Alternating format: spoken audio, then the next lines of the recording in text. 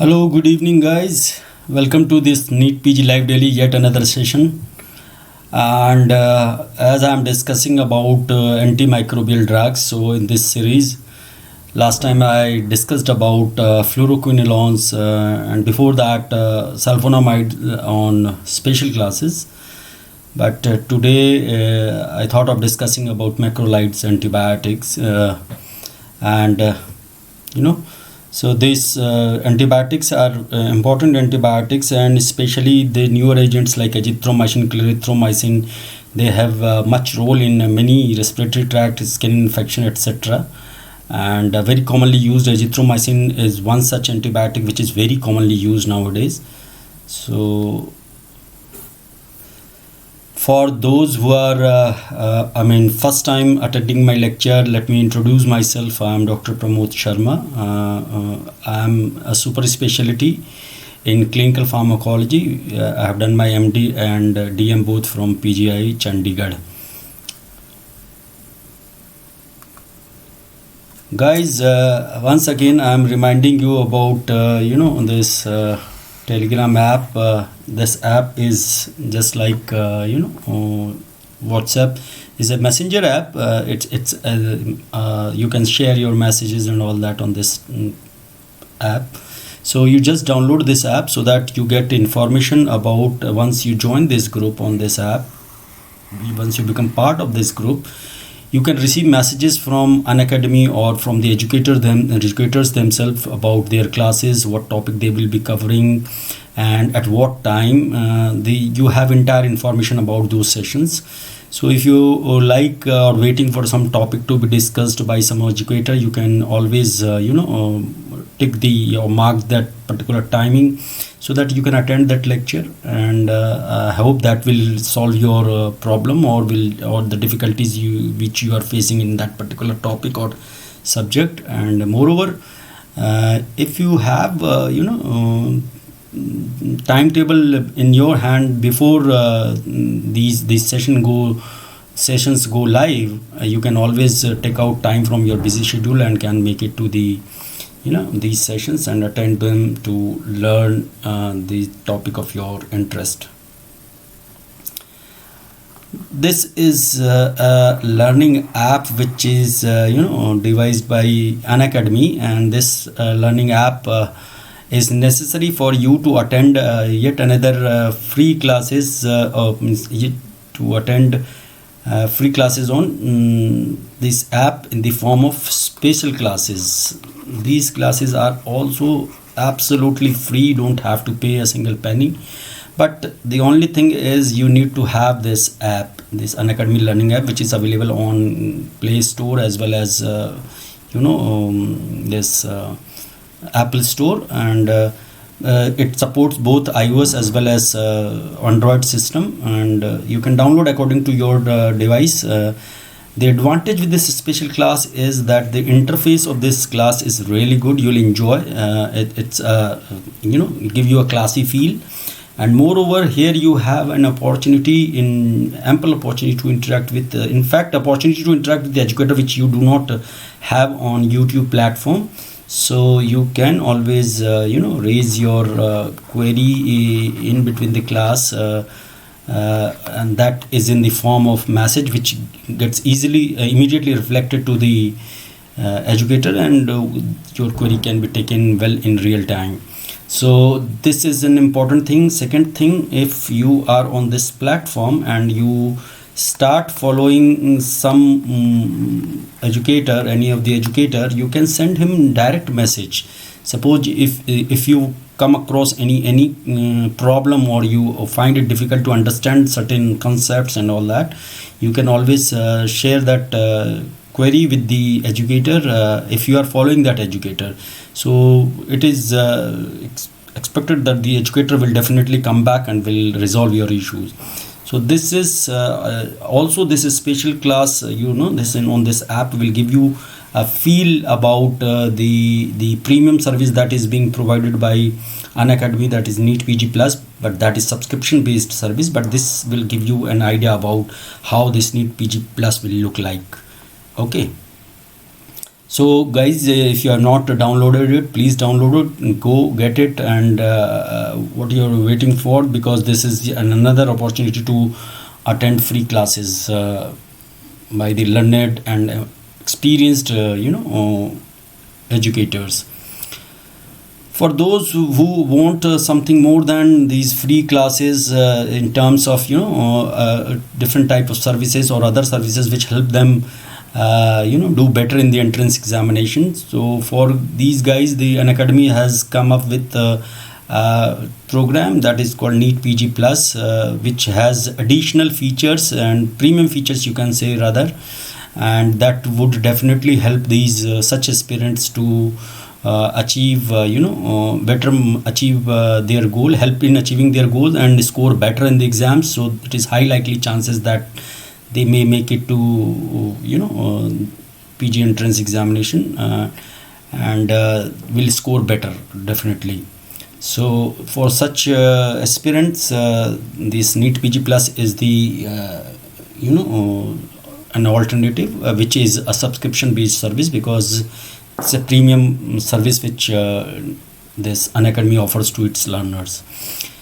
So the subscription is available for two different durations, that is for 1 year and 2 years, and best I keep saying this 24-month subscription is very good for those who actually are in the final year and want to get into the PG entrance exam preparation mode. So they can always subscribe to this 24 months subscription. That will not only help them score better in their university exam, but also would definitely enhance their performance or in the very first PG examination they face.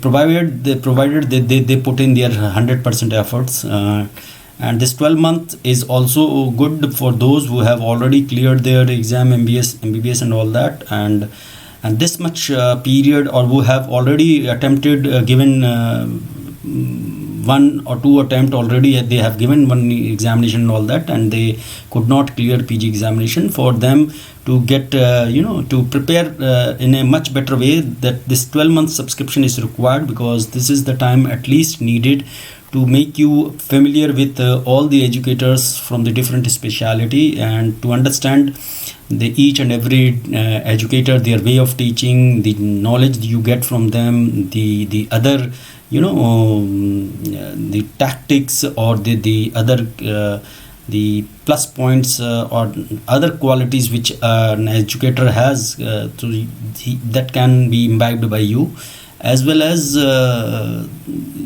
the educators keep posting their special courses on this NEET PG Plus, keeping in mind the requirement by different PG entrance examinations. Some courses are crash course kind of thing, some are very basic, some are comprehensive, some are very detailed about each and everything, because in PG examination I have seen questions, this question can be asked from any area.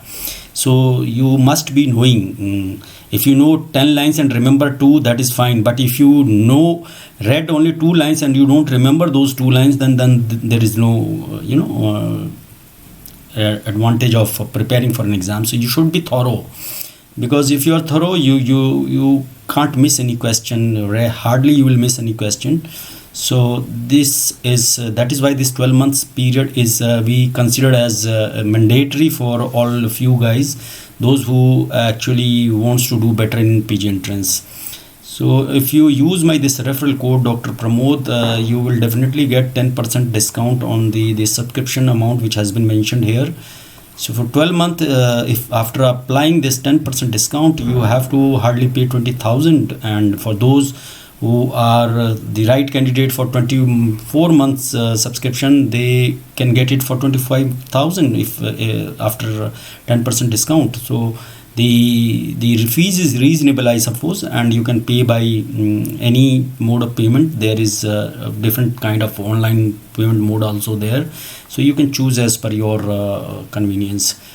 This NEET PG Plus service is considered as a premium service, and this is a premium platform that is offered by Unacademy to meet the requirement of the those aspirant who actually wants to or do not want to lose time, or they want to make it sure that they get they are success, they get success in the very first effort, so or in the very first attempt. So for such kind of individual, this NEET PG Plus has certain important features.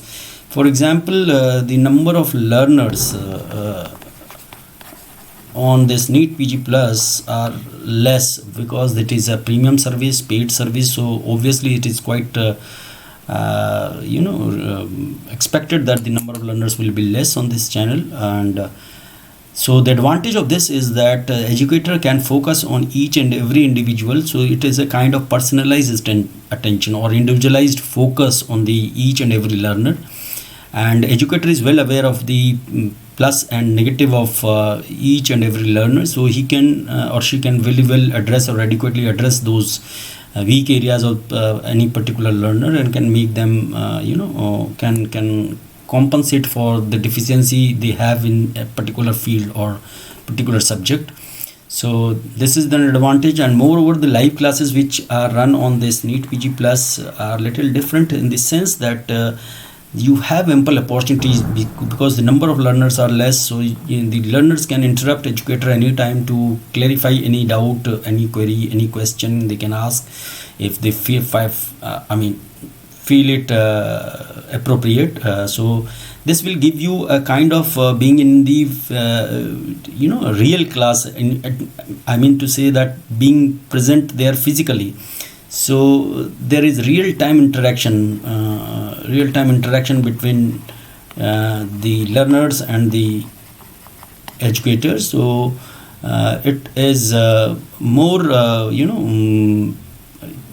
practical, you can say, or you can say that it is more useful in the sense that if there is real-time interaction between learner and the educators, the entire learning process becomes more efficient and more fruitful. Other than that, there is facilities for live polls, leaderboard. These facilities are very useful, and these features can be used by you guys and by the educators as well. And if you talk about course materials, there are number of test series and their analysis is available. You can do as much as possible. That is always will help you score better in exams and all that, and improves your likelihood of getting selected. So that is why I would suggest that you do as much as possible. And as per the protocol of the NEET PG Plus, that you have need to take live doubt clearing session. The educators are supposed to take live doubt clearing session after every 3 live past live sessions. So one can always clear any doubt if they come across after any particular class. They can always have any doubt in their mind, so that can be clarified during that particular session. Though it is there, but you are not, you can ask these queries or anything anytime during the live classes as well. But suppose you come across anything later and you think that it is to be, the query is to be escalated with the educator so that it gets clarified or confusion is dispelled. So for that reason, this live doubt clearing session is specifically incorporated in this protocol kind of. And the offline access for everything is nice because you have access to everything almost all the time, and you can download videos, notes, everything. So offline access is really good. You can watch videos whenever you will feel like. And also this is considered as this NEET PG Plus actually is designed to offer everything what a PG aspirant might require. So that is, it is considered as a one-stop solution for all your needs, because Unacademy understand the requirement of these learners, and that is why this particular platform is created to give maximum to the its beneficiaries, and this subscription is open all the throughout the year. You can join whenever you feel like, and so this is all about Unacademy subscription. So with this I finished that subscription part, and let us talk about the topic of the day, that is macrolides we call it, but macrolides, everybody knows that macrolides fall under antibiotic category, and these are macrolide antibiotics. So let us start with that. This the macrolide antibiotic, the erythromycin is the oldest member of this group. It was actually discovered by a scientist Maguire and his colleagues.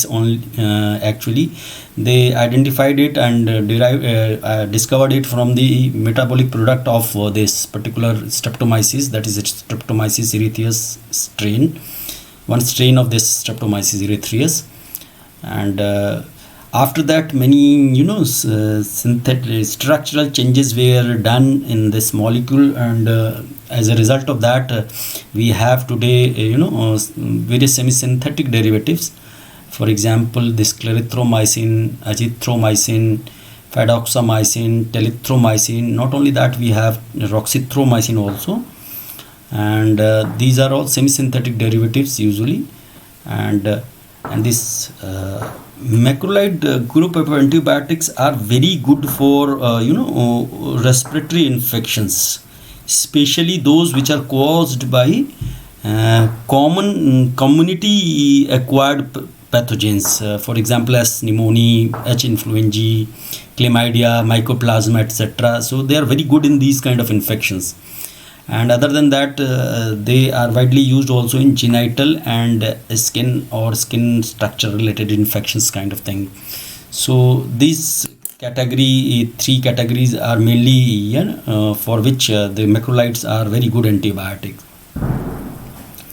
This ketolide is the name given to a group of macrolide antibiotics which have been derived from the structural modification of erythromycin, and only one member we have right now in the which is available for the clinical use, that too with a lot of restrictions and all, that is telithromycin. So it fall under the category of ketolide. And because of its unique structure or certain changes, substitution have been made in erythromycin structure. So this particular telithromycin or ketolide is capable of acting some macrolide resistant strains of gram positive, or you can say streptococcus.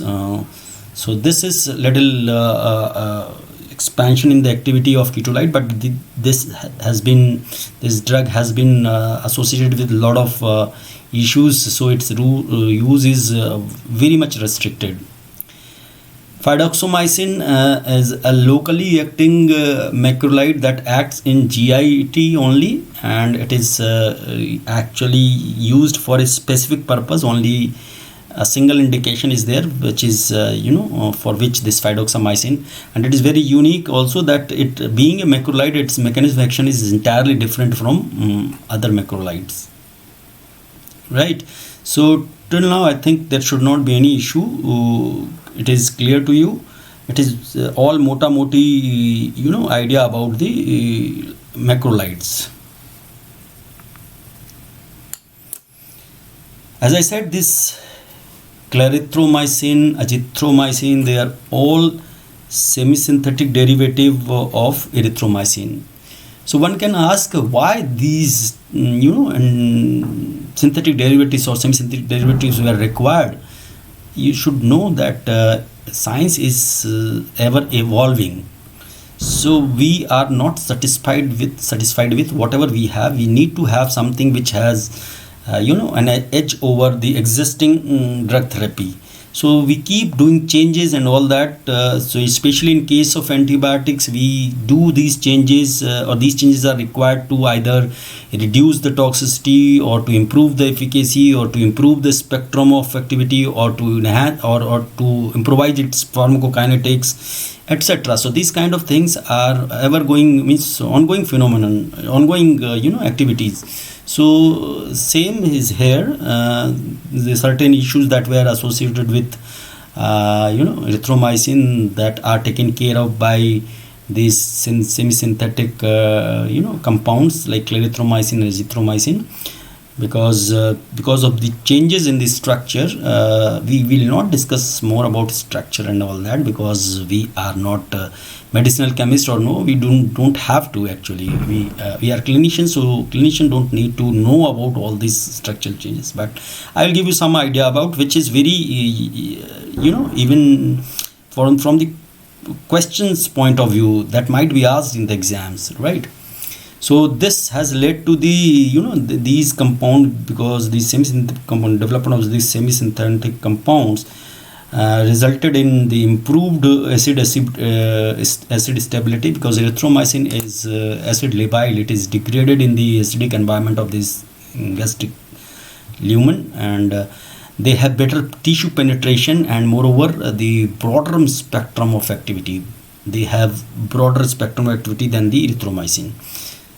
And this telithromycin, this is also because of the structural changes in the erythromycin skeleton. The telithromycin is synthesized, and it is less susceptible to resistant, especially that are caused by the efflux mediated mechanism, or ribosomal protection, that is through an enzyme methylase mediated ribosomal protection, that can lead to resistance. So it is less susceptible to those resistance mechanism.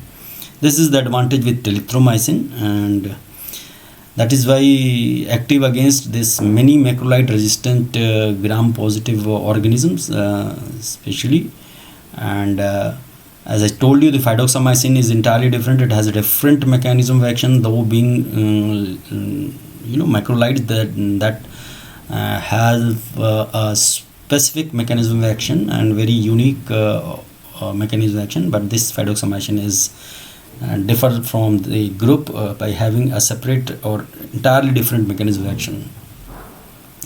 I thought of using this classification because I was going through the literature and found that generation-wise development of these macrolide antibiotics. So as I said, the oldest one is erythromycin, and in erythromycin we have erythromycin base, we have its esters. Esters have some improvement over erythromycin base, but there are some modifications are always, people usually keep doing that, so that to improve the property of a particular drug and all. And second generation agents are oxythromycin, clarithromycin, and azithromycin.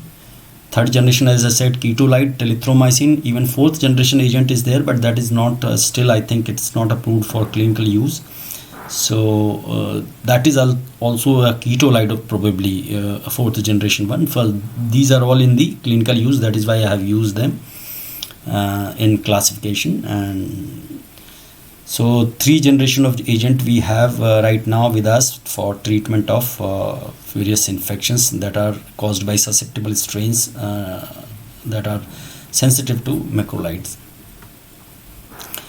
So let us talk about a little bit on the mechanism of action. I tell you that we have bacterial ribosome is divided into 50S and 30S units, ribosomal units, because of this. This is the sedimentation rate based on which they are divided as 50S and 70S. And in ribosomal RNA, actually protein synthesis occurs in ribosomal RNA. So these all macrolide antibiotics actually bind near the peptidyl transferase center. This is called PTC, and this is an enzyme which is responsible for transfer of amino acid to from the amino acyl transfer RNA to peptidyl transfer RNA, and it attaches amino acid to the already growing polypeptide chain. So it binds here and it actually interacts with a very specific target, that is 23S ribosomal subunit of the bigger subunit, that is 50S, which is there in the nascent polypeptide exit tunnel, NPET. So that actually blocks that tunnel. Actually this tunnel is there through which this you can see this is the tunnel, this. So this actually the you can see this is the amino acid transfer RNA. It transfer these amino acid attached to it, whatever, to this elongating chain on this P side, that is through the help of the peptidyl transferase, and it also actually gets transferred to site A to site P, that is called translocation, and ultimately once it is done, this is exit site. From there it is removed and makes place for another acyl transfer, this amino acyl transfer RNA. So this peptidyl transfer RNA, this is amino acyl transfer RNA. So this is the tunnel, you can see this is the tunnel from which this is going. So this blocks the tunnel actually. So from where this polypeptide chain actually exits, so that is blocked. So what happens, this chain elongation is prevented, reason being once this this tunnel is blocked, after 5 to 11 amino acid polypeptide, this chain elongation stops, because that maybe that is the capacity of that particular tunnel. So this much is there, because after that it is not possible, because once the polypeptide chain comes out of this, that is actually processed by various other proteins, and it also inhibits the translocation process, means transfer of amino acid transfer RNA from A site to P site, that is peptidyl transfer RNA site, A site to P site. So that is translocation step is also inhibited, and this peptidyl transferase that actually leads to transfer of this amino acid linked to this chain, that is called transpeptidation. So that is the problem. So once this tunnel is actually inhibited, this peptidyl transfer RNA is dissociated from the ribosome. So this actually ultimately leads to chain elongation prevention, and this dissociation of the ribosome is known as drop-off mechanism, drop-off.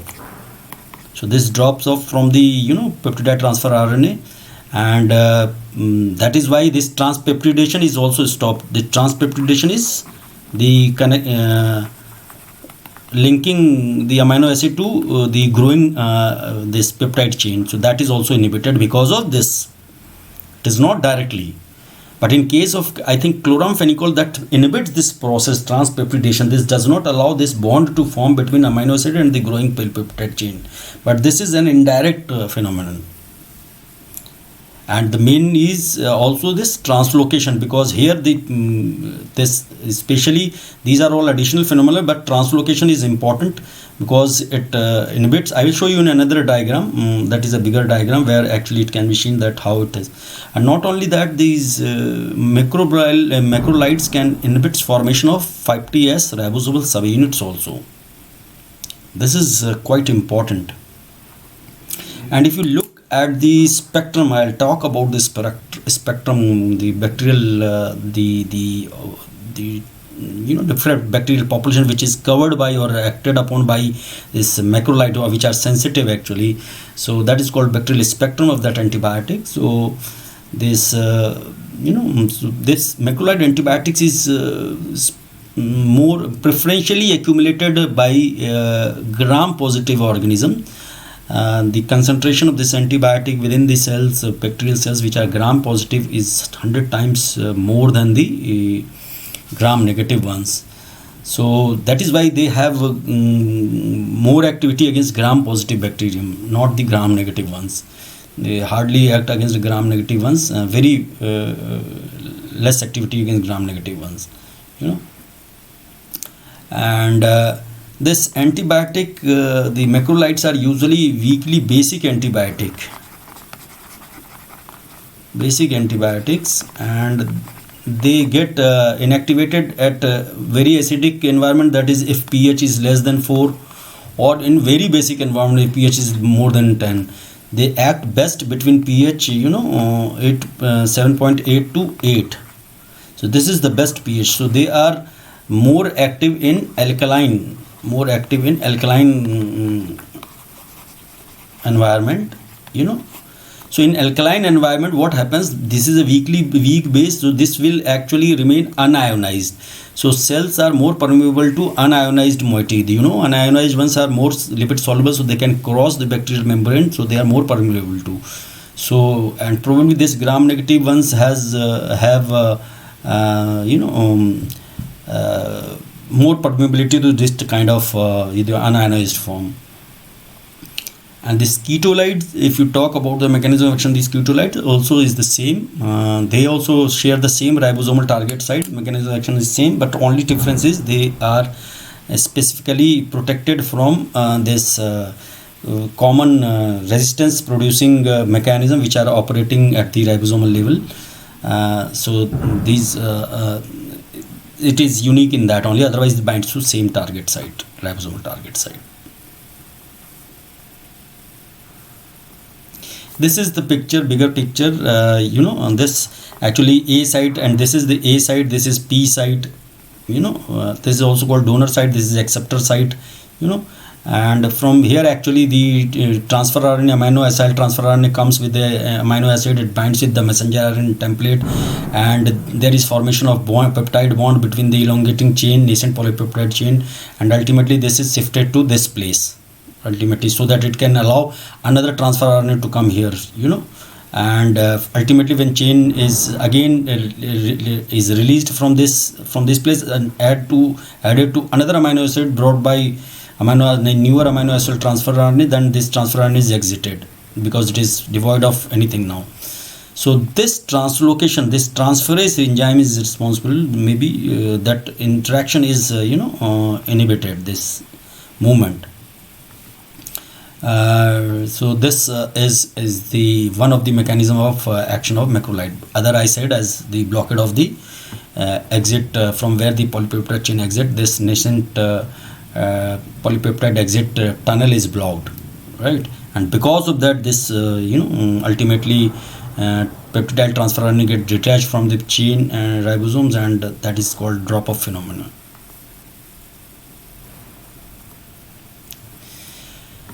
I'm talking about the spectrum of activity of the erythromycin because it is considered as the prototype of the drug, and the new other agents which are semi-synthetic, I will talk about them, how they differ from this erythromycin. And usually these macrolide antibiotics, especially erythromycin, is considered as bacteriostatic, but this classification I told you also number of times that bacteriostatic and bactericidal classification is not absolute. A drug can be bacteriostatic against some organism, maybe bactericidal at some concentration, maybe bactericidal at higher concentration. So erythromycin is usually bacteriostatic, but it could be bactericidal at higher concentration against the susceptible bacteria, And this, especially this erythromycin, has very good activity against streptococci, but especially this Streptococcus pneumoniae. Streptococcus pneumoniae, if that is macrolide resistant, then it is very sure that will also be resistant to penicillin, Streptococcus pneumoniae. So they actually resistance to macrolide and penicillin coexist actually many times. And staphylococci, we can't rely, it is not reliably sensitive to erythromycin. And in fact, the staphylococci which are actually resistant to erythromycin, they are also cross-resistant to clindamycin and quinipristine, that is streptogramin B. I'll talk about a type of resistance. And moreover, they do not have this, erythromycin does not have good activity against enterococci, means you can say very poor activity. So not to be used in enterococcal infection. Gram-positive bacilli are frequently sensitive. So gram-positive bacilli are those Corynebacterium diphtheria and Listeria monocytogenes, etc. They are actually sensitive to this particular, or I think Bordetella pertussis, that is also a gram-negative positive bacilli. So these are sensitive to erythromycin. That is why they are used in this diphtheria and all these infections and whooping cough and all. But they are inactive on, you can see, most aerobic enteric gram-negative bacilli. All Enterobacteriaceae class is left untouched. Means they are not active at all, because I said these gram-positive organism actually accumulate this drug 100 times more than the gram-negative organism. So they are not to be used in enteric infection caused by Enterobacteriaceae and all that. And they have also this erythromycin and bases and its all esters also have activity against H. influenzae as well as the Neisseria meningitidis. H. influenzae and Neisseria meningitidis, modest activity, but these agents, erythromycin and esters, are active against most strains of Neisseria gonorrhoeae. But actually the treatment of choice for Neisseria gonorrhoeae is something else. Now it's changing. Ceftriaxone and all that is preferred, and it does not eradicate anaerobic gram-negative in GIT. Anaerobic gram-negative means those which especially Prevotella and Bacteroides group of anaerobic organism, as well as Fusobacterium. So this is good. It is it does not affect the anaerobic flora of the gut. So this is a good point, a good thing, desirable feature. If it does not affect, if it is not affecting, it will not cause kind of means its activity is on the these anaerobes are not affected, gram-negative enteric bacilli not affected, so it should not cause much of GI problems in the form of diarrhea and all that. But it causes, erythromycin does cause diarrhea because of some other mechanism, that is due to activation of motilin receptors.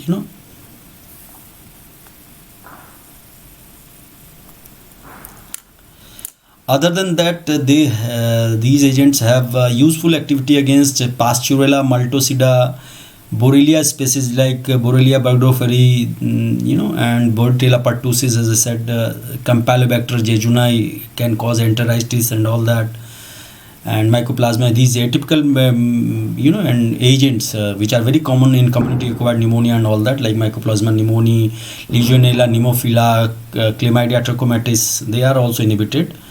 And some of the rickettsial species are sensitive to action of erythromycin. But this azithromycin and clarithromycin, if we compare them, compare their activity against sensitive strains of Streptococci and Staphylococci. Sensitive strain I'm talking about. I told you that erythromycin is not reliably active against Staphylococci, and macrolide resistant Staphylococci may have resistance to clindamycin as well as the quinipristine. So that is why sensitive strains. But if you compare azithromycin and clarithromycin, then clarithromycin is little more potent in this action than the azithromycin as compared to and erythromycin. But H. influenzae, if you compare the H. influenzae, the azithromycin is most active against H. influenzae. If you compare all these, the most active one, H. influenzae. And this is the the entire spectrum which is shared by both azithromycin and clarithromycin, that these Moraxella catarrhalis, Chlamydia species, just Chlamydia trachomatis, Chlamydophila pneumoniae, and Legionella pneumophila, Borrelia burgdorferi, Mycoplasma pneumoniae, and Helicobacter pylori. So you must be knowing that clarithromycin is used in H. pylori infection and all that, and have enhanced activity against Mycobacterium avium intracellular complex and some protozoa also. For example, uh, this Toxoplasma gondii and Cryptosporidium, you know. And clarithromycin has significant activity against Mycobacterium leprae also. I think it is used in leprosy with minocycline, you know. And erythromycin's spectrum of activity is also similar to this azithromycin and clarithromycin, but as I said, it is activity against S. pneumoniae and S. aureus is there because of not all streptococci, especially the S. pneumoniae, and because it resists the different ways, resistance mechanism which are operative in inducing resistance in bacteria against macrolide. But because of unique structure of this telithromycin, this efflux related resistance mechanism, as well as the ribosomal mechanism related a change in the ribosomal binding affinity and all that, methylation that is called, that is not operative on telithromycin. That is why it is acting against many of the macrolide resistant S. pneumoniae and or some of the S. aureus, Staph aureus. If we talk about resistance, almost all antibiotics follow the same mechanism, but one mechanism may be having more importance in a particular.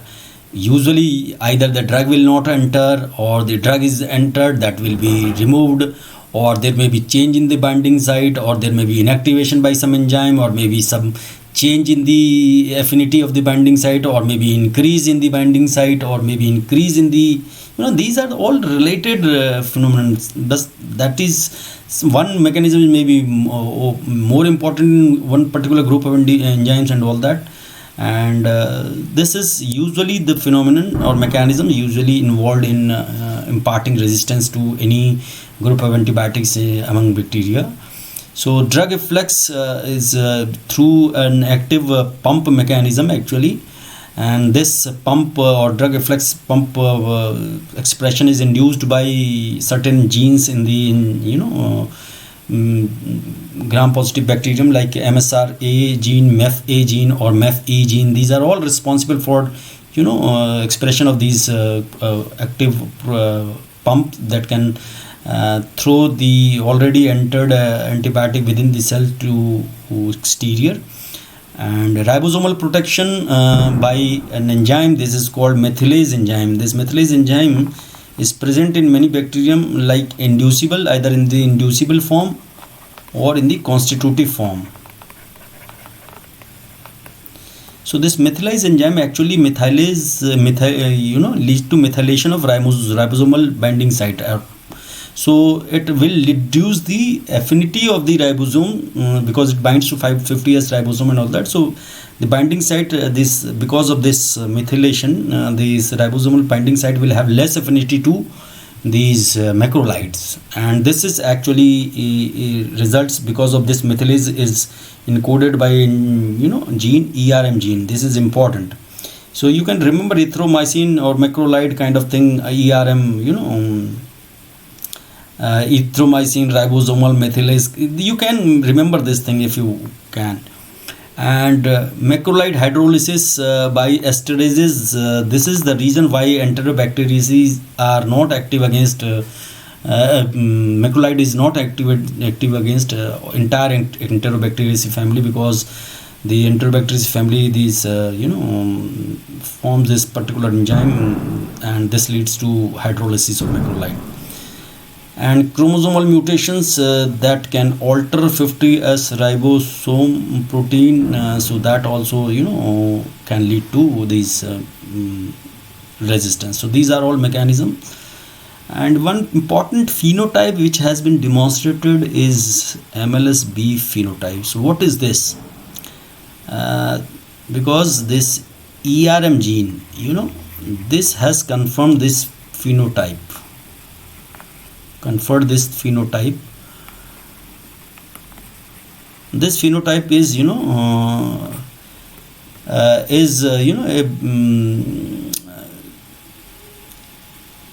this particular enzyme, this methylase enzyme, because of the inducible or constitutive, they may lead to, if they are present in the bacteria, if they are present in constitutive form, this ERM is constitutive, then that bacteria will be cross sensitive, resistant to lincomycin, that is clindamycin, and streptogramin B, that is quinipristine.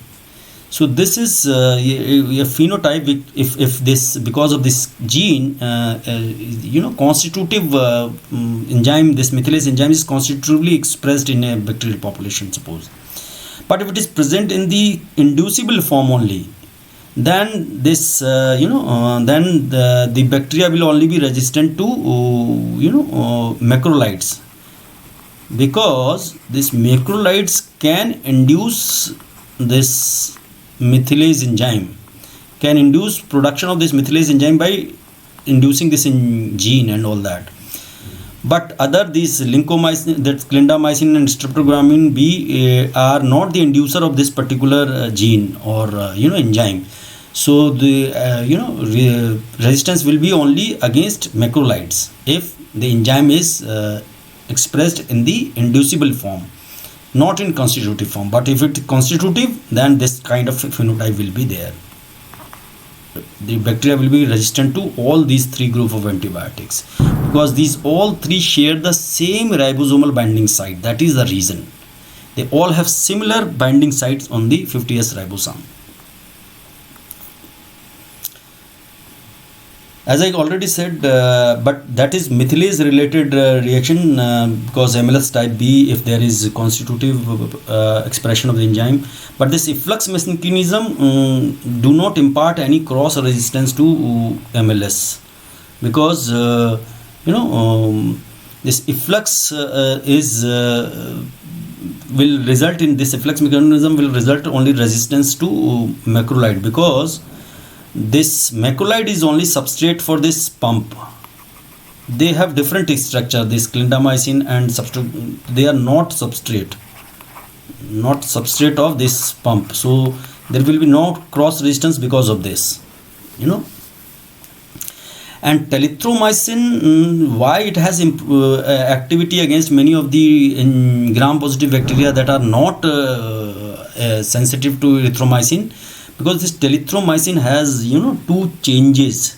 At first of all, it has 3 keto group at this position, third position keto. So this leads to MLSB type of resistance induction. Why? Because induction will not occur, because this telithromycin is non-inducing. Because of the structural changes, it does not induce this enzyme methylase. And also because of this keto group and all that, it is a less desirable target for this flux pump. So both the mechanism becomes less effective or non-effective against telithromycin. So it has activity against even the resistant organism which have developed resistance against erythromycin. And moreover, there is carbamate side chain attached to 11th and 12th position. That actually increases affinity for the ribosome. Even if the ribosome is methylated, methylation is there, but it has enhanced binding to ribosomal target site, and it can act against many of the Streptococcus pneumoniae that is actually resistant to erythromycin, but this can act on that Streptococcus pneumoniae. So most important mechanism for resistant and gram-positive organism is this efflux and methylation. And esterases, this enzyme inactivation through enzyme was more common in gram negative. That is why they are not having activity against gram negative. And if one agent has resistance, developed macrolide resistance, the resistance will be complete in the entire macrolide group. So cross resistance is complete. It's not that if erythromycin has developed resistance that a particular bacteria, then all other will also develop. But this erythromycin, so this is resistance is complete among all the agents.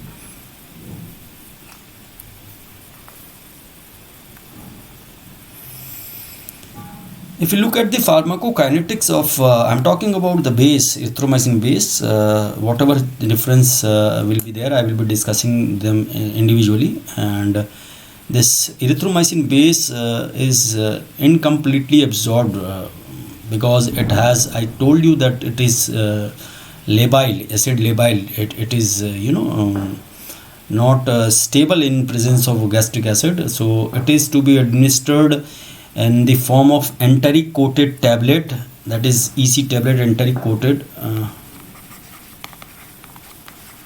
or in the form of capsule, that contains enteric coated small pellets that are actually released in the duodenum.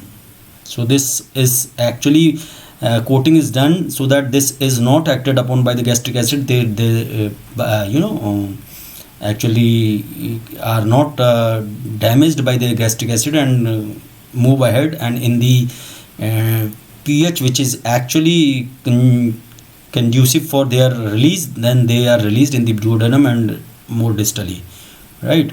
And that is why they have poor bioavailability because of this acid and all that, and food also further delays the absorption and can reduce bioavailability. But esters of this erythromycin, especially the estolate and stearate and ethyl succinate, they have improved acid bioavailability, and also food does not affect the absorption of some of the bases. In fact, once these erythromycin is absorbed from the gastrointestinal tract, it diffuses readily into intracellular fluids and reaches to essentially almost every site, and except it has no penetration in the brain and CSF, so it is not effective in CNS infection or in meningitis, etc. And but it reaches to almost every tissue, essentially all tissues of the body. It crosses placenta also and is present in the milk as well. It can cross placenta, and the concentration in the fetus is found to be around 5 to 20%. Erythromycin base is, I think, used is in pregnancy, can be used, and but in milk it is present up to the 50% of the maternal circulation almost. So it is present in the higher concentration in the milk, and it is concentrated in the liver and excreted in the bile. That is the mechanism how it is excreted from the body, mainly from the bile. And dosage reduction rarely needed in renal failure because 20 to 40% of this drug is excreted and changed by the kidney, and maybe needed dosage rarely. It's not important to reduce the doses, because if you look at the half-life of the erythromycin base is hardly 1.5 hours. If in the case of anuria, even the half-life is 5 hours. So that is the reason why the doses reduction is rarely needed in renal failure, rarely. Otherwise it is concentrated in liver and excreted in the bile.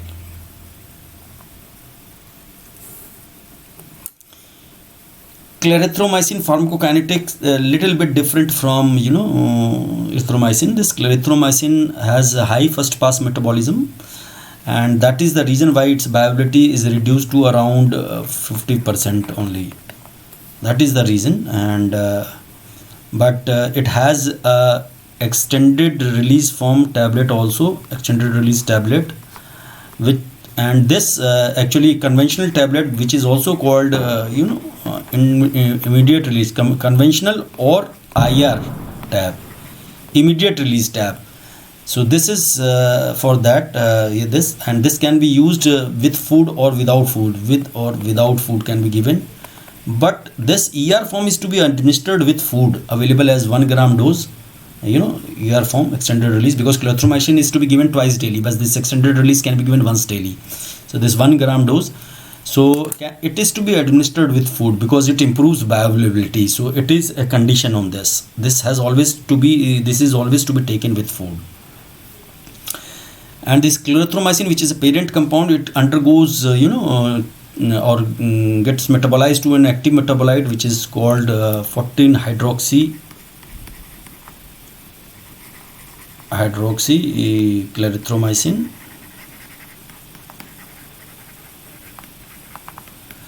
which is the mainly active metabolite of this drug, and these both actually achieve very high intracellular concentration and reaches to almost every site, including middle ear also. It achieves high concentration in the middle ear as well. But if you see, the half-life of clarithromycin is I think 5 to 7 hours, and of this hydroxychlorothromycin is 7 to 9 hours. But this clarithromycin undergo metabolism and undergo a saturable, which is saturable metabolism. So the problem is, when you have this saturable metabolism and the higher doses are used, that will result in non-linear kinetics.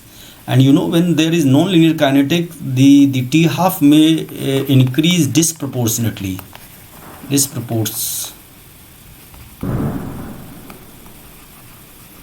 So that is the reason why this half-life may be further increased if higher doses are used.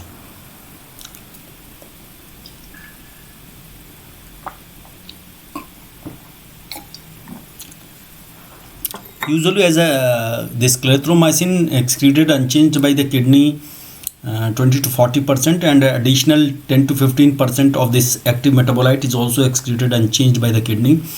So dosage adjustment may be necessary only when there is sufficient decrease in the renal function, that is if creatinine clearance is less than 30 ml per minute. And the how much dose adjustment is to be done, that will depend upon the the dose as well as the the formulation, either solution or it is in the oral suspension or tablet, etc. Azithromycin has one unique thing, that it is available in the parenteral form also, that can be given intravenously, and but the viability for IR formulation is 30 to 40%. This also has very extensive tissue distribution, but there is no entry in the brain and CSF, so none of them are capable of entering in the brain or CSF, so not effective in CNS infections. As clarithromycin and erythromycin, it also has extensive tissue distribution and high drug concentration within the cells, including phagocytosis. So that is the reason this extensive tissue distribution, high drug concentration within cells, including phagocytosis. But the problem is that it does not enter in the brain and CSF. That is really disappointing. And it is a little bit of it is azithromycin is actually metabolized, and it is excreted mainly or primarily through the biliary excretion, which is the major route of elimination of this drug. And because of high tissue, this because of this extensive tissue distribution, this drug has very high serum tissue or tissue concentration, and concentration in the many secretions are much higher than the concentration that is simultaneously achieved in the serum. And this is the reason, probably because of the high tissue distribution and sequestration and this thing, binding and sequestration, this azithromycin has a very prolonged half-life that can be, you can see very well, 40 to 68 hours. So it has very long half-life.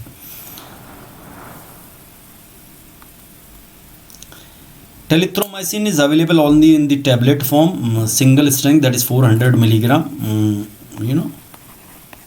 This drug is very infrequently used, and viability is 60%. That is good enough. And this also concentrate in many tissue like other macrolides, though it is a ketolide, but that does not affect its distribution pattern and all that. And one very unique thing is that it is concentrated almost 500 times more in macrophages and white blood cells. And these concentration, compared to serum concentration, and these concentrations in these cells are maintained for at least 24 hours. So this is very important. And half-life of telithromycin is around 10 hours, so it can be given once daily. It is sufficient because of this, the concentrations, the high concentration in the tissues and these cells are maintained in for 24 hours, sufficiently maintained. And it is primarily removed by hepatic metabolism, but only 50% is metabolized by CYP pathway, and 50% is CYP independent pathway. So it is said that if there is, it is a good thing because 50% is by liver and 50% by kidney, excreted by the kidney or other CYP pathway. So even if there is liver problem, the alternative pathway can take over and can manage the drug easily, can handle the drug easily. So that is why it is said that no dose adjustment is required in hepatic failure or mild to moderate renal failure. Mild to moderate renal, no problem. Hepatic failure, or if there is hepatic failure, the kidney will manage. If mild to moderate renal failure, hepatic will manage. But if there is, there is renal failure less than creatinine clearance is less than 30 ml per minute, suppose, then you reduce the dose to, from usual dose is 800 milligram, 2 tablet of telithromycin once daily. So then you have to reduce the dose to 600 milligram. And this creatinine clearance is less than 30 ml per minute, or patient is on dialysis. Mild to moderate, you don't need anything, but less than this or on dialysis, so then this drug is removed by dialysis. So it is to be given on the day of dialysis after the dialysis session is over. And when patient has this hepatic failure plus creatinine clearance less than 30 ml per minute, both the things, hepatic failure means hepatic impairment, and plus creatinine clearance less than 30, then reduce the dose to 400 milligram once daily. This one has to keep in mind because the telithromycin has hepatotoxicity as well. Roxithromycin is also a second generation macrolide. It is also some modification in its structure is done. This roxithromycin is available in India, Roxid, I think.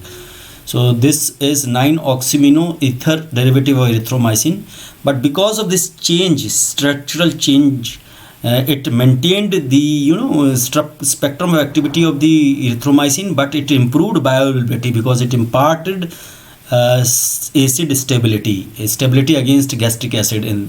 So the bioavailability is 70 to 85%. That is very good, and this drug is more lipophilic in comparison to erythromycin. Half-life is approximately 12 hours, so it can be given once or twice daily also, but usually I think it is given twice daily. Antibacterial spectrum, there is no change because of the change in the structural modification and all that, but it is not as active as erythromycin against H. influenzae. I told you the azithromycin is the best drug against H. influenzae, and this is not extensively metabolized, so all the problems that the CYP3A4 inhibition and all that by macrolide antibiotics, that is not an issue. So it inhibits little cytochrome P450 inhibition, and this is the advantage with roxithromycin. This is the plus point. These are all questions for your exams.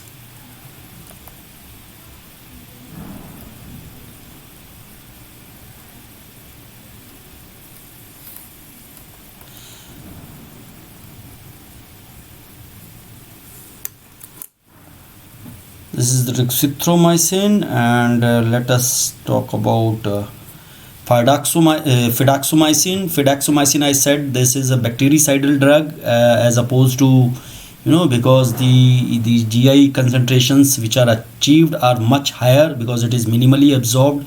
Most of them remains in the intestine. That is why it is used for only one indication, that is Clostridium difficile associated diarrhea. So, but one unique thing is that this is time-dependent bactericidal action. It has fidaxomicin, clindamycin also can have similar action. Linezolid may have similar action, and the mechanism of action, as I've told you, is absolutely entirely different from this macrolide antibiotics. That it acts by inhibiting RNA synthesis, and that is achieved by binding to RNA polymerases. These are inhibited, so that leads to inhibition of the RNA synthesis. That is the mechanism of action of this fidaxomicin. I told you very minimally absorbed, so but half-life is 9 hours and mainly excreted, in the feces. Almost 92% of the drug is recovered in the feces. So high GI concentration in the luminal concentration is achieved. That is why it is active against this Clostridium difficile associated diarrhea. The dose is only 200 milligram to BID for 10 days. This is the only indication for this fidaxomicin. This is very well available. Maybe I think in India it is available or not. It is very much available in US. Sparamycin, this is also a drug which is available in various countries like Europe, Canada and Mexico, not in US. It's a macrolide and is having good antiparasitic activity, but it has activity against gram positive cocci, rods, gram negative cocci, but and atypical like Legionella and Mycoplasma and Chlamydia. All this atypical agent are also sensitive to sparamycin. Toxoplasma gondii, Cryptosporidium species, these are all actually acted upon, means sensitive to sparamycin. And one unique thing about this sparamycin is when we compare it in vitro weight to weight comparison, weight to weight comparison to erythromycin, it is 5 to 20 times less potent in comparison to erythromycin. But in the therapeutic doses which we use, that is only needed is 2 times of the erythromycin. So how it is possible? This is otherwise these doses should be 5 to 20 times, and that would be then impractical to use, because erythromycin single dose may be 250 to 500 milligram at a time. Suppose it is even take the average of 5 or 20, 10 times, then it will be almost 5 grams of tablet, means 5 gram has to be given in one time, in one dose. So that is not possible. So this why this then difference in the in vitro potency and in vitro potency? This is because of this sparamycin has a very high affinity for tissues, and this drugs gets released from these tissue sites very slowly and maintains sub-inhibitory concentration for a long time, and that result in a prolonged or extended post-antibiotic effect. That is the reason it is only 2 times of the dose is sufficient to match this in vitro difference in potency of 5 to 20 times, and though it is not available in US, can be made available on a special this request, and it is actually used there for toxoplasmosis, especially during the first trimester of pregnancy. But in second trimester pregnancy, especially after 16 week, one can use sulfonamide, that is sulfadizine and plus pyrimethamine. And pyrimethamine is dihydrofolate reductase inhibitor, so it can lead to folate deficiency, so you have to use it with leucovorin, that is 5-formyl tetrahydrofolate, or also called leucovorin, or it is also called as what we call it, citrovarum factor, right? So now we talk about clinical uses. So I will talk about erythromycin uses, azithromycin uses, and these separately.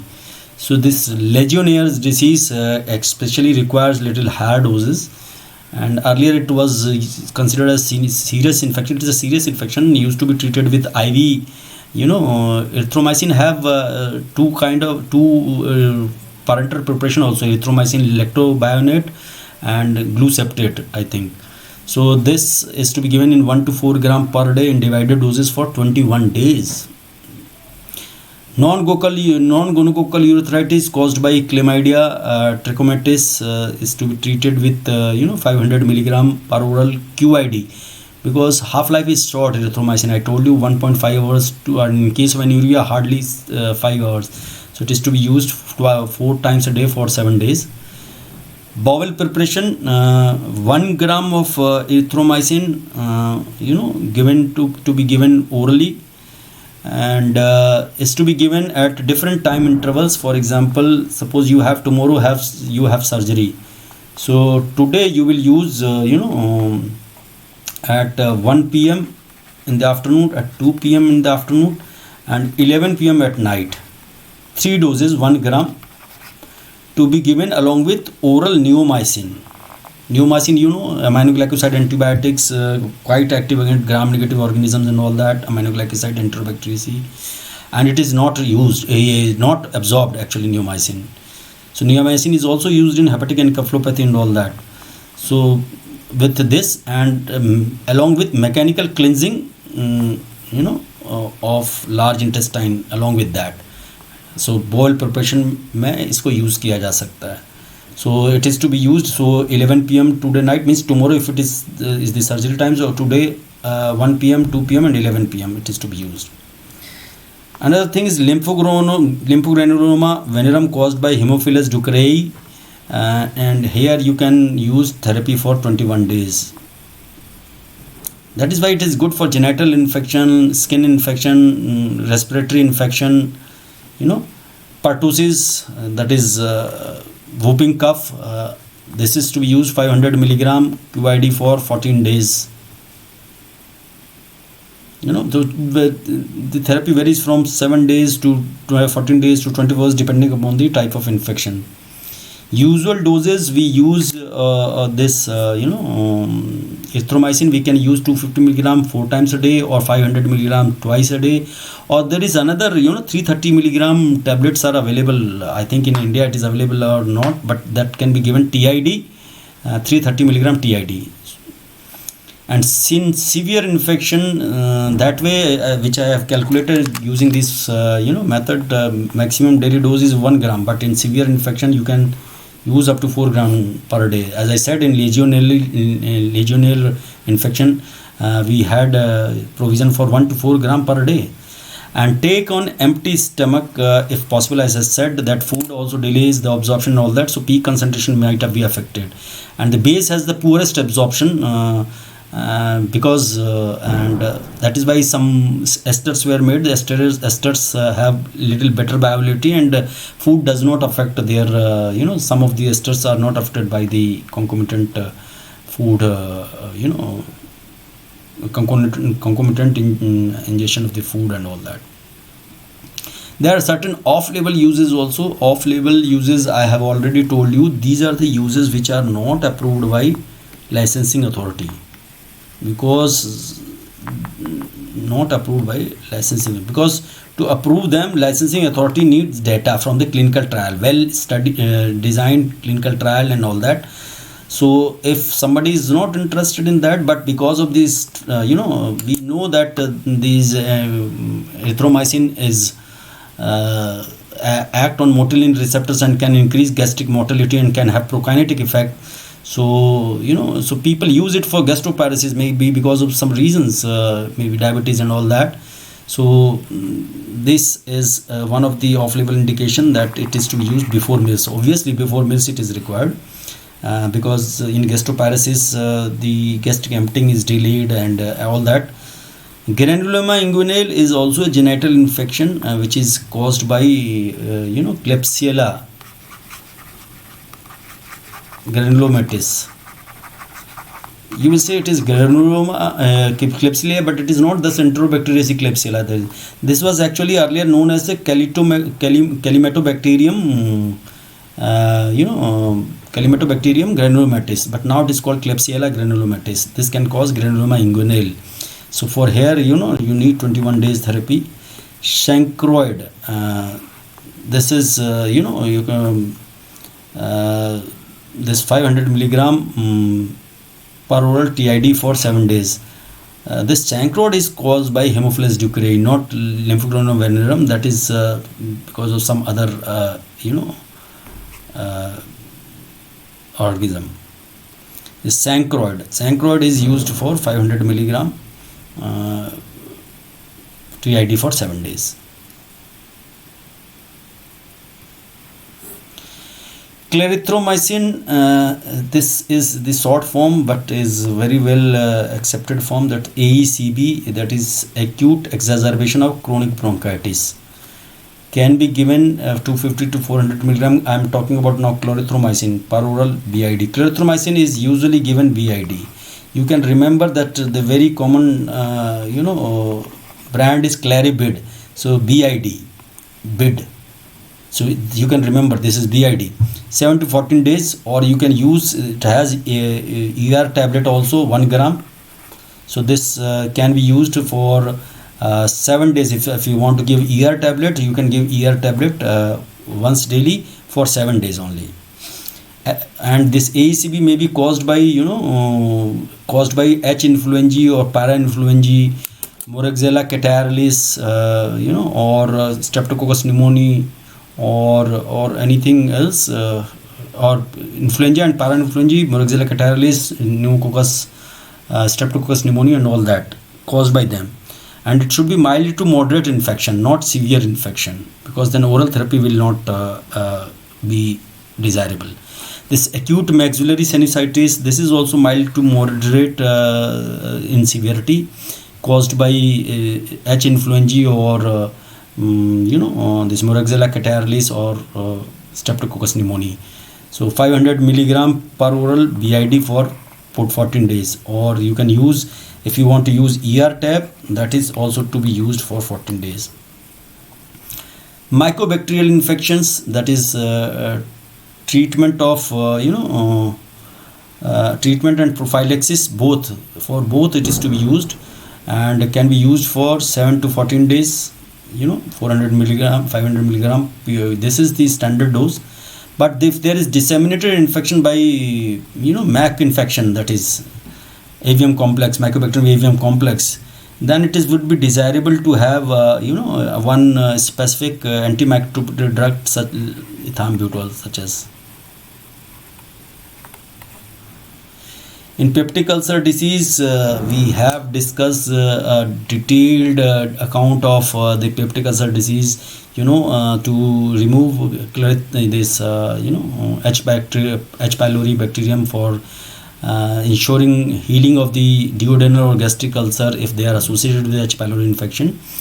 Clarithromycin is one of the antibiotic along with another antibiotic, and to be used with some enzyme this acid suppressing therapy, especially proton pump inhibitor and all that. It's to be used for 2 weeks, 14 days therapy usually, and triple therapy or quadruple therapy. But this clarithromycin resistance is also being reported in the H. pylori and all. So this is a component of the H. pylori, anti-H. pylori regimen in peptic ulcer disease. Pharyngitis and tonsillitis, it can be given for 250 milligram BID for 10 days.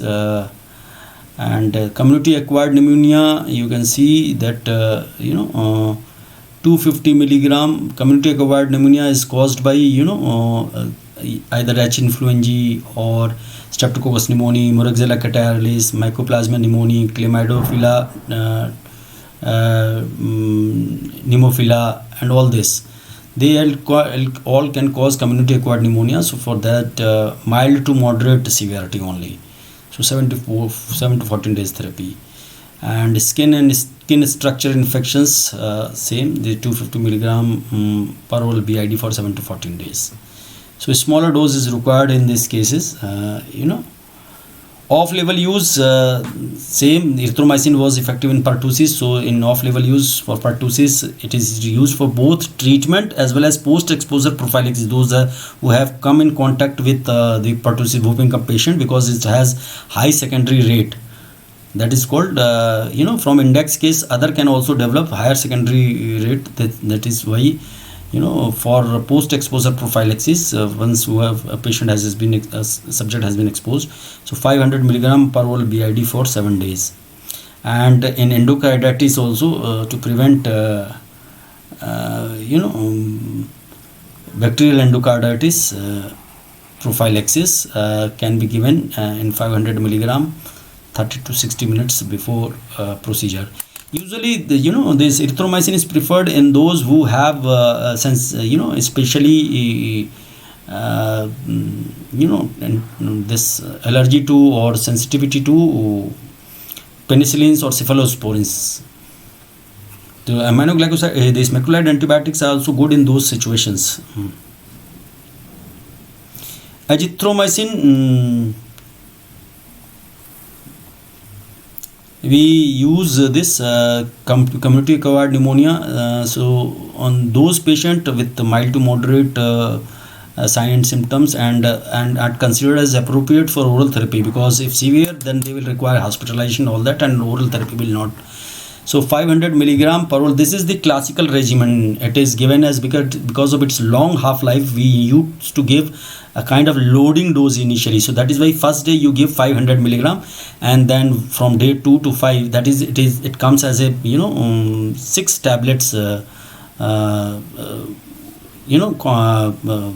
This thing as comes in the pack of 6 tablets, because 2 tablets are used 250 milligram on first day, and the other 4 days you use 250 milligram every day. So this is because of this H. influenzae, Moraxella catarrhalis, chlamydia, legionella, mycoplasma, all this can lead to community acquired pneumonia. Pharyngitis or tonsillitis caused by S. pyogenes, as an alternative therapy to first line therapy, that are actually these, I think penicillins are important for S. pyogenes. And uncomplicated skin or skin structure infection like S. aureus, streptopyogenes, or caused by Streptococcus agalacti. In all those conditions, the same dosage regimen needs to be followed. But for acute bacterial exacerbation of COPD, you can use 500 milligram per oral per day for 3 days, or the same classical regimen. First day 500 milligram, and then 250 milligram for the 4 days, next 4 days. But here you can either use 500 milligram for 3 days and or classical regimen. Acute bacterial sinusitis, the same thing, caused by this thing, can be caused by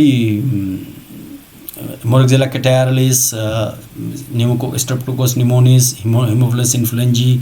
So here also you can use 500 milligram. This requires this particular 3-day regimen, that is 500 milligram for 3 days. Genital ulcer, that is called by this anchoroid ulcer, or you can say caused by S. ducreyi, especially in man, single dose 1 gram. This is very good thing, that this azithromycin and 1 gram dose is very effective in many conditions. So due to H. ducreyi, this genital ulcer in men only, because its efficacy in women patient has not been established. Or non-gonococcal or gonococcal urethritis, non-gonococcal urethritis or suburethritis, non-gonococcal is caused by chlamydia, and gonococcal was gonorrhea. So you can use the same 1 gram dose, single dose, 1 gram single dose. So these are all very convenient thing for in case of genital problems and all that.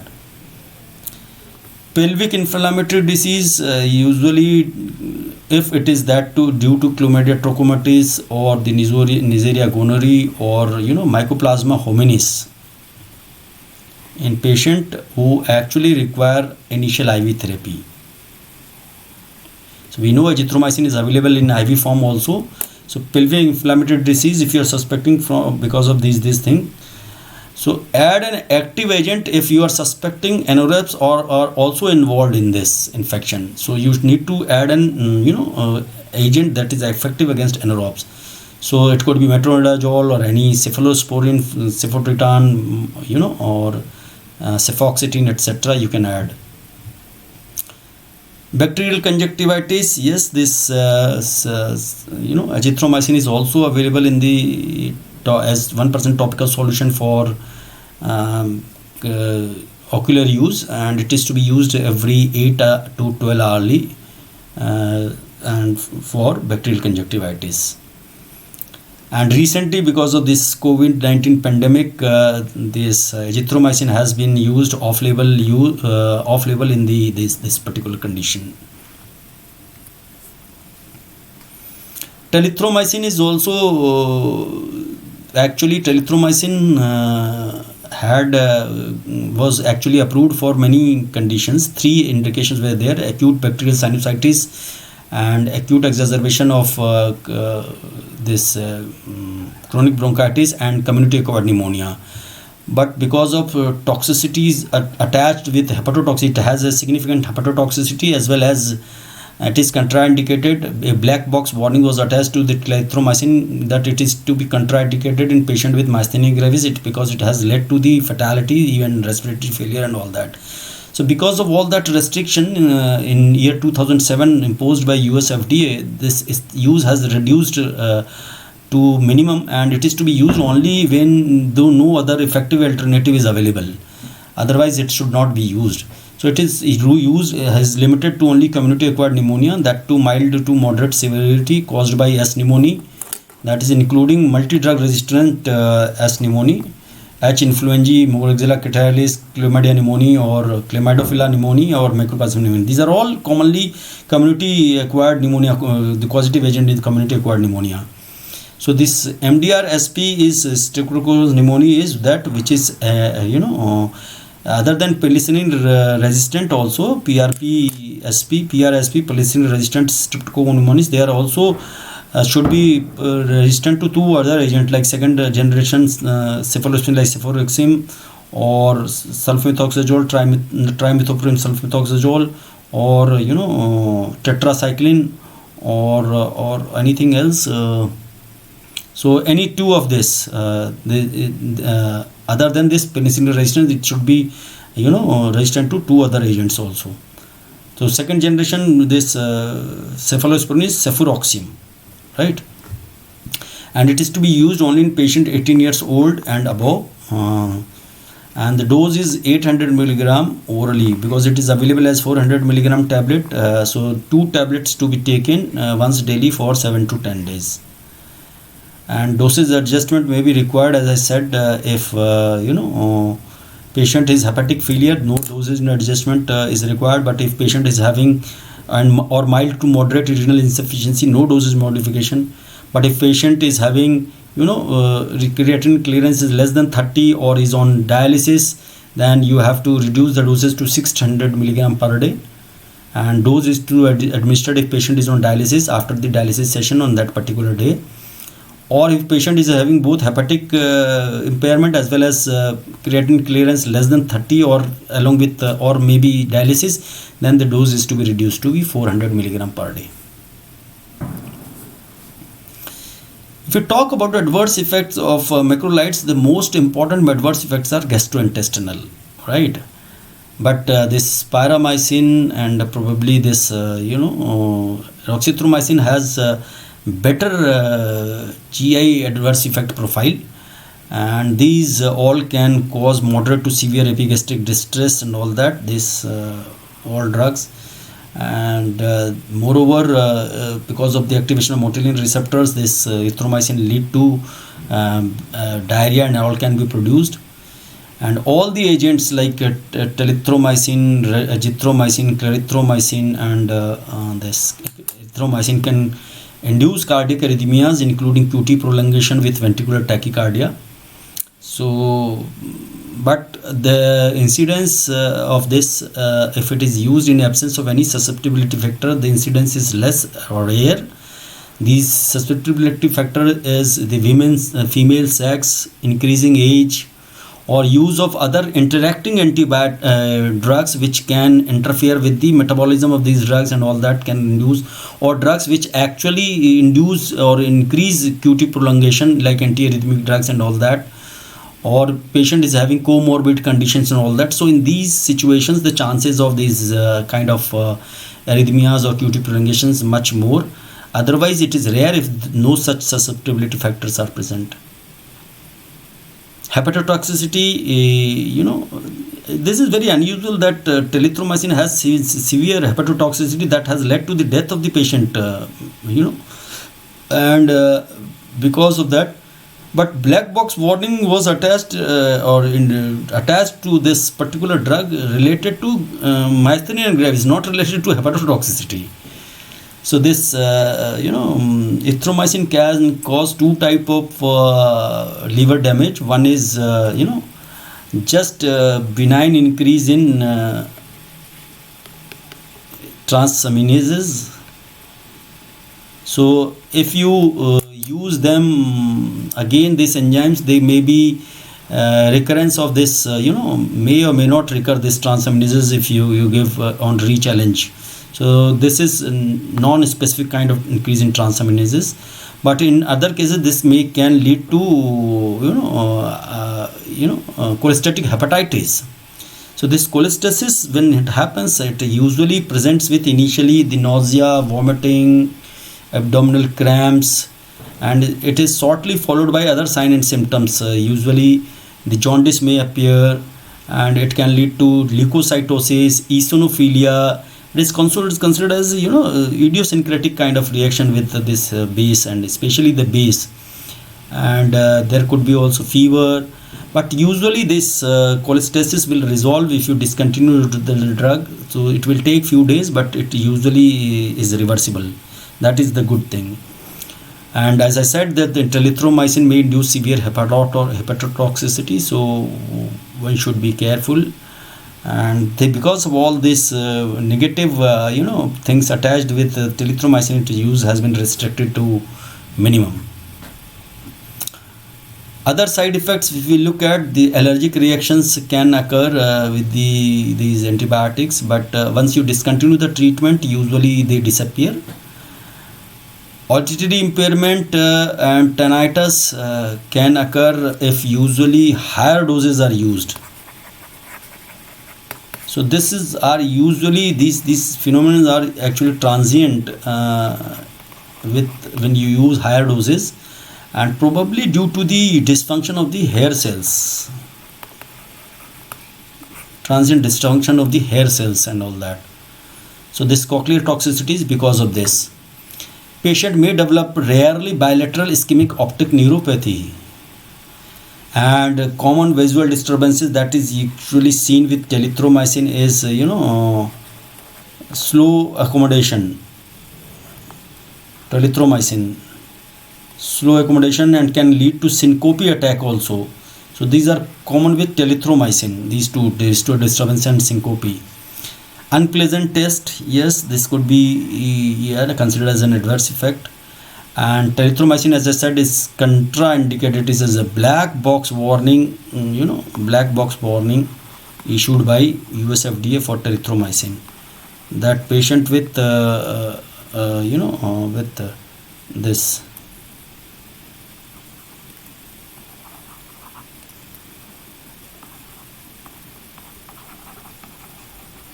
myasthenia gravis should not be given telithromycin. It has led to respiratory failure, and it could be catastrophic. Drug interactions, because we know this, I keep talking about that macrolide antibiotics, azole antifungals, they are very potent inhibitor of CYP3A4. So this macrolide antibiotics, including all except this azithromycin, has less risk. Otherwise all are strong inhibitor of CYP3A4, so they all can potentiate effect of CBZ. And if you know if you ask the potency of the inhibition, the erythromycin is the maximum, but clarithromycin can also do, and telithromycin also, and potentiate the effects of carbamazepine, which are actually substrate for these enzyme corticosteroids, cyclosporin, digoxin, theophylline, and triazolam, etc. Triazolam, in fact, used as a marker for CYP3A4 activity, as a substrate for marker of activity of the CYP3A4. And telithromycin is a substrate for CYP3A4, as well as it is an inhibitor also. So if it is a substrate, and if you use rifampicin along with telithromycin, it can reduce the serum concentration of telithromycin, you won't believe, by 80%. Can you imagine? Or if you use antifungal azoles, which I said are inhibitor of CYP3A4, they can increase serum concentration of telithromycin. So they may increase the risk of so azithromycin, though have least potential to have these drug interaction, but also needs to be, one should be vigilant enough to look for such interaction, though it may be less likely to be involved in such interactions and all that. So this is all about, and macrolide antibiotics. I think things have been covered well in detail, and you should be able to answer many of the questions if you really read it properly and listen to this lecture, because many things cannot be transcribed on the slide, which is not possible. So otherwise every information is given in the book. I am not telling anything extra. But the thing is that I have accumulated information from various sources, which you cannot do as a student, because you cannot follow all the drugs, because you have to read many subjects and all that. But I, being super speciality in this particular subject, can find out not only the books, the scientific literature, reviews, meta-analysis and all that. I gather information from innumerable sources to make this lecture more informative and give you the authentic information of about anything, and to explain the how and why kind of things, the reason behind each and every phenomenon. That is my intention, so that you should not have any hesitation in explaining things. You should be knowing the explanation why this is so why and how. I always believe in this kind of solving these kind of queries. So guys, once again I remind you about this Telegram app, because and not only having this Telegram app is a great task, you need to join this group as well, because this group will give you all the information about your the classes which are to be taken by a particular educator, and which topic, which subject, at what time, all this. So you can always take out time and watch those sessions, because these are all provided free. And one important thing is, once you click this link, you can directly reach to NEET PG Live Delhi site. So that is also one of the very important convenience. Actually, this is quite a convenient mode of navigating through different sites and all that, to reach to the YouTube site where you are actually watching those live sessions. Many of guys, if you are not aware about this learning app, which is specially made by Unacademy, which is required for those who wants to attend special classes, and this is compatible with this app is compatible with both Android system and operating system, as well as the iOS operating system. So you just download it if you have not downloaded until now, and convey this message to your friends, so that most of the guys have this and can take can be benefited from these special classes. These are also absolutely free. Other than this YouTube portal, these special classes are also absolutely free, but difference is only they are available on Unacademy's its own platform, that is Unacademy learning app. And the advantage this special classes offers over why this was needed, because here you have an opportunity to interact with educator. So you can share your you know uh, queries or doubt with educators. That is the advantage. And moreover, if you follow any particular educator on this particular app, then you can send direct message to that educator also. You can raise your query, you can ask anything where you are finding difficulties and all that. So that way the educator will come back and will definitely resolve your issue, and he can reply to your queries. And also the interface, once you land up on this particular app, you will find that it is really one level ahead of or above the NEET PG live daily classes. And you will enjoy it, and it will give you a feel about how this paid or premium service, that is NEET PG Plus, will look like. Because it is a miniature form, you can say. It is an attempt to sensitize you, or you give you an idea about preliminary idea about the NEET PG Plus. So this guys, don't delay, and just get it and download it and start enjoying these special classes. But for those who want some premium features in the courses which are being offered free of cost by the Unacademy, but some people are not satisfied with that, and they are looking for additional premium functions or features that can make their chances of success, and they can enhance the chances of their success. So for them, NEET PG, the Unacademy has have premium service, that is NEET PG Plus, but that is available on subscription basis. So you need to subscribe that, and the subscription is open throughout the year and is available for 12 months as well as this 2 years. I have already discussed why this, who will be best benefited by this 24 month subscription. And at least 12 month subscription is important for all those who have failed in their first attempt, suppose could not get through. So don't be disappointed, you still have time, you can join it for 12 months, and this 12 months will make you definitely a much better learner than you are at right now. So this is important. So this give us minimum time of this to assess us and to assess this Unacademy, whether this platform is good enough for you to or to make you ready to or make you a better learner, better prepared for your entrance examination, all that. And when you use this specific code, this referral code of mine, you will get 10% instant discount. So after application of this discount, if you subscribe for 12 months this or 24 months, you have subscription fee hardly of 20,000 and 25,000 respectively. But you need to apply this code, don't forget to apply this code, and you can pay by any electronic mode which you feel is most convenient to you. So once again, I remind you guys, if you like my lectures and you want to be on Plus platform, because I take classes on Plus platform, I take classes on special classes, so everywhere you will find me. So if you are really like my classes, you can track me at all the places and can take maximum advantages of my advantage of my classes. So that way I would be able to give you better information and can enhance your learning and knowledge.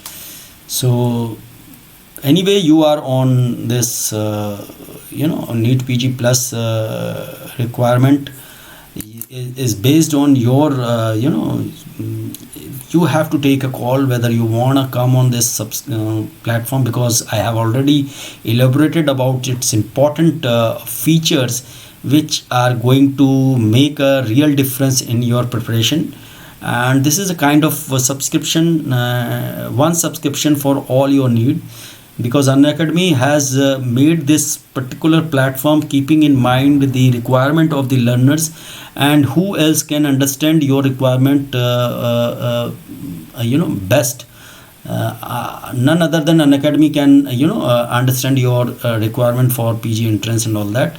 So they have come up with this particular NEET PG Plus platform, which will definitely help you score better and likely to clear exams. Why I'm saying likely? Because nothing, it's not like a magic stick. You have to work hard, but definitely such kind of support in the form of learning, platform, taking help of some learning platform and all that, definitely improve your rank, and you will be able to get better college and maybe subject of your choice. Selection is something which you have to work hard to come up to that level. But these things, if you seriously take all these things, you will not only clear the exam, but you will have better rank and all that. That much I can assure you, provided you give your 110%. Anyways, you are all there on NEET PG Live Daily. You watch this program, that is fine, this channel. So if you know some of your friends, those who have not subscribed, you can send them link and ask them to subscribe so that they can enjoy my classes and all that. And you have, if you have liked this lecture, you can give me a thumbs up. That actually boost up our also confidence. So keep liking the lectures and all that. That is something which you can do from your end. And keep sharing. Sharing is caring. You care about your peer group, so then keep sharing. Nobody should be barred from these free classes. He should be everybody should have access to these kind of free classes which Unacademy is giving in or offering in the public interest, because it is a very noble concept of the Unacademy, that to democratize this education and keep it minimum for those who, or keep it to minimum that is actually subscription based. Otherwise most of the things should be free. So this is a very noble approach by the NEET PG, and I hats off to them. And with that I say it is time to take leave from all of you guys. I hope you have enjoyed this lecture, and I will meet you again with a newer topic. Till then, I can say goodbye and good night.